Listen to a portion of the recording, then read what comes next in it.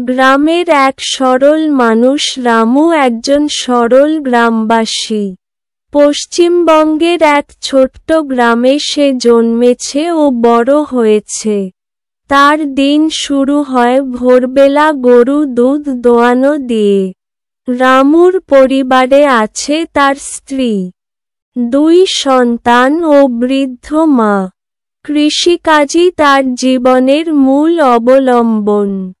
প্রতিদিন সকালে মাঠে গিয়ে সে চাষ করে।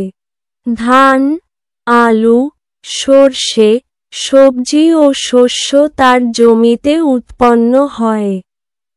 যদিও আধুনিক যন্ত্রের অভাব, তবুও সে তার নিষ্ঠা ও পরিশ্রম দিয়ে সবকিছু সামাল দেয়। প্রতি বছর বর্ষার সময় সে চিন্তায় পড়ে যায়, মাঠে জল জমে গেলে ফসল নষ্ট হয়ে যায়। কিন্তু তবুও সে হাল ছাড়ে না। রামুর জীবন সহজ, কিন্তু তাতে সৌন্দর্য আছে।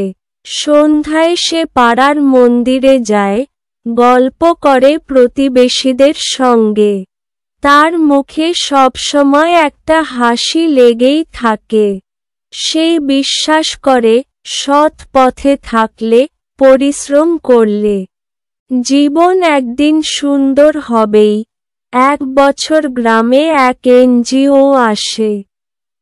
তারা রামুর চাষ পদ্ধতি দেখে মুগ্ধ হয় এবং তাকে উন্নত পদ্ধতি শেখায়।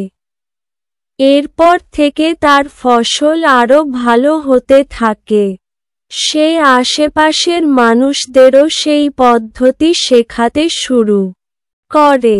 রামু এখন শুধু একজন কৃষক নয়, গ্রামের অনুপ্রেরণা। তার মতো মানুষই গ্রাম বাংলার সত্যিকারের হিরো।